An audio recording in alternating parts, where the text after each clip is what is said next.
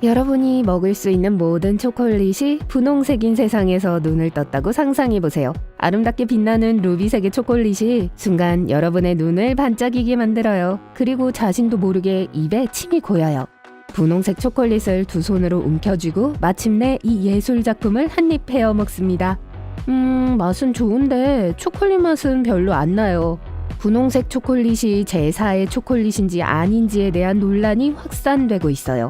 다크 화이트 밀크 초콜릿이 있고 또 지금은 루비색이요?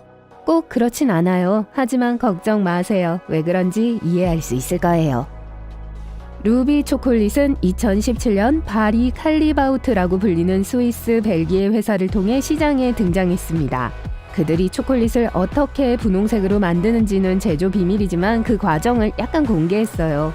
아실 수도 있지만 카카오씨가 초콜릿바가 되기까지 시간이 좀 걸려요. 카카오 꼬투리를 수확한 후에 카카오씨를 건조시키고 발효시켜야 해요. 이 발효 과정이 초콜릿의 풍부하고 복합적인 맛을 더해주죠. 그리고 나서 콩을 구워야 해요. 그러면 우리에게 익숙한 다크 초콜릿색이 나타나요. 카카오 닙스로 콩을 갈은 후 과정의 마지막 단계에서 닙스를 설탕, 버터, 우유 또는 여러분이 섞고 싶은 걸로 녹인 초콜릿 소스 같이 만들어줍니다. 어떤 콩들은 자연적으로 보라색을 띠며 발효 과정에서 더 어두운 색으로 변해요. 하지만 루비 초콜릿을 만들기 위해서 제조업자들은 발효를 중간 어디쯤에서 멈춰야 해요. 그런 식으로 원래의 보라색을 보존하는데 이걸 다른 몇 가지 비밀 재료를 첨가해 분홍색으로 만들죠. 만약 이 영상이 여러분의 미각을 자극하고 있다면 가장 가까운 편의점으로 나가 루비색 키캣을 살 수 있을 거예요. 여러분은 아마 분홍색 초콜릿이 화이트 초콜릿과 비슷한 질감을 갖고 있지만 약간 시고 과일 맛이 난다는 걸 알아차릴 거예요. 그건 아마 우리가 방금 이야기한 발효 과정 때문일 겁니다. 밖에서 분홍색 키캣을 찾을 수 없을 때를 대비해 루비 초콜릿 본연의 맛과 충분히 비슷한 또 다른 레시피가 있어요. 초콜릿 전문가 앵거스 케네디는 화이트 초콜릿을 한 조각 베어 물어보라고 했어요. 산딸기와 밀크 초콜릿을 더해주고요. 그럼 그게 거의 루비 초콜릿 바의 맛일 거예요. 재밌는 건요. 화이트 초콜릿이 진짜 초콜릿이 아닌지에 대한 광범위한 논쟁이 있다는 거예요. 과학자들은 초콜릿 안에 카카오씨가 없기 때문에 화이트 초콜릿이라고 부르면 안 된다고 해요. 화이트 초콜릿은 설탕과 향을 더하기 위해 바닐라를 조금 섞은 간단한 카카오 버터예요. 다른 연구에선 어떤 걸 초콜릿이라고 부를 수 있게 법적으로 요구되는 건 순전히 카카오 지방의 비율이라고 해요. 만약 그게 진짜 규칙이라면 화이트 초콜릿을 초콜릿이라고 불러도 되겠네요? 아무 문제 없어요.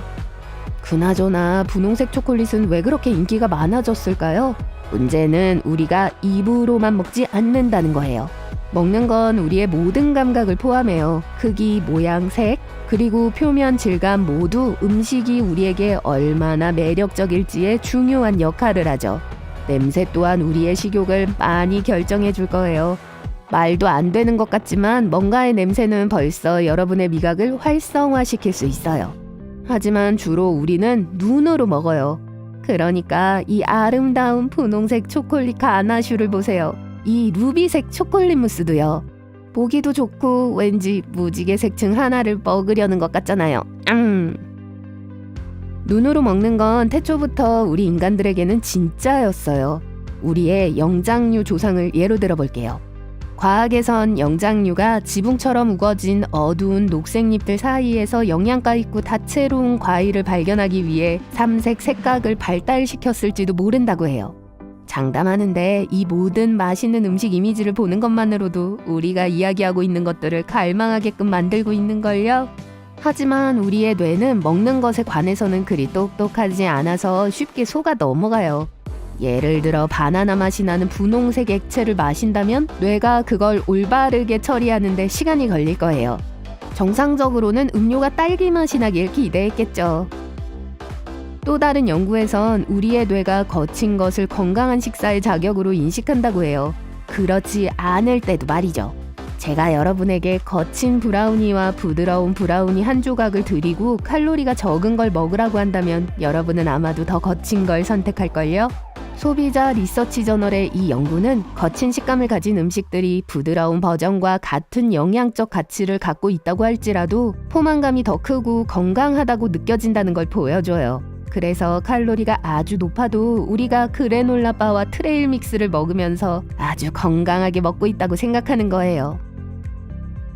오늘날에도 우리는 눈으로 먹는 달인들이에요. 소셜미디어는 음식을 주문하면 가장 먼저 해야 하는 일이 사진을 찍는 거라고 자극하죠. 플레이팅과 음식 자체가 예쁠수록 좋아요를 더 많이 받을 수 있어요. 그리고 식당 주인은 저녁 요리를 더 많이 팔 수 있죠. 긍정적인 측면으로 보면 전 세계의 요리들이 점점 더 창의적이게 되는 것 같아요. 무지개 베이글에 대해 들어본 적 있나요? 몇 년 전 인터넷에서 이 베이글이 난리였는데 그럴만도 했어요. 이 페이스트리 반죽은 먹을 수 있는 거라기보다는 플레이도우에 가까워 보여요. 하지만 보기에 좋았고 어린이와 어른들 모두에게 아주 인기가 많았어요. 팬들은 마치 햇빛을 먹는 것 같아요 라고 해요. 이런 경우 밝은색일수록 좋아요. 그리고 빛처럼 먹을 수 있는 일상용품은 어때요? 맹세코 이 안은 케이크예요. 빛 케이크를 먹는 게 이상하게 느껴질 수도 있지만 아주 멋지기도 하죠. 이 새로운 소셜미디어 트렌드는 꽤 놀라우면서 먹을 수 있는 폴라로이드 카메라, 먹을 수 있는 손 비누, 먹을 수 있는 물병, 먹을 수 있는 핸드백 등등 이상한 먹을 수 있는 물건들로 가득해요. 오늘날 소셜미디어 세계에서 아사이볼이 꽤 인기가 있어요.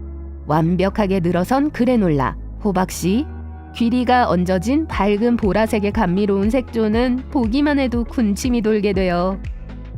하지만 전 세계 소비자들의 관심을 끌기 위해 요리가 약간 과장되어 가고 있는 것 같아요. 버거킹의 퀸터플 버거 말이에요. 와퍼 패티 5개, 치즈 5조각, 베이컨 5줄. 뭔지 아시겠죠? 햄버거 하나에 2000칼로리가 넘는데 평균적으로 사람이 하루에 섭취해야 하는 영양분의 양이에요. 보는 것도 분명 충격적인데 그걸 먹는 걸 상상해보세요. 그럼에도 음식이 미적으로 보기 좋아야 한다는 필요성에는 단점도 있어요. 슈퍼마켓에서 우리는 완벽하다고 생각되는 과일과 채소를 고르는 경향이 있어요. 하지만 이는 아무도 사고 싶어 하지 않은 많은 못생긴 음식이 쓰레기통에 버려지는 걸 의미하죠. 물론 우리가 눈으로 먹긴 하지만 과일이 뒤틀리거나 이상하게 생겼다고 해서 우리의 영양 요구를 충족시키지 못하는 건 아니라는 걸 인식하는 게 중요해요. 어글리 푸드라고 불리는 싱가포르의 프로젝트는 변화를 일으키기 위해 노력하고 있습니다. 사람들은 온라인 식료품점에서 흠이 있는 음식을 살 수 있어요. 이 회사에 따르면 소비자들에게 허용 한계치를 높이도록 권유하고 있다고 해요. 눈으로 먹는다라는 인용구의 의미를 바꾸고 있는 또 다른 프로젝트는 눈을 가린 손님들에게 식사를 제공하는 식당들이에요. 1999년 이래로 식당 주인들은 시각을 이용하지 않고 고객들에게 먹는 경험을 제공하고 있습니다. 자연스럽게 이 경험은 우리의 다른 감각들을 고조시켜요. 맛과 냄새와 같은 걸 말이죠. 2002년에 한 연구에서 눈을 가리고 먹는 사람들이 먹고 있는 걸 보고 있는 사람들보다 22% 덜 먹을 수 있다는 걸 나타냈어요. 이 연구에 따르면 눈을 가린 사람들은 그렇게 하지 않은 사람들보다 훨씬 더 빨리 만족하게 된다고 해요. 이게 문자 그대로 위보다 눈으로 더 많이 먹을 수 있다는 걸 의미하네요. 음식이 우리의 눈에 매력적으로 보인다면 우리가 평소에 먹는 것보다 훨씬 더 많이 먹게 될 수도 있다는 거죠.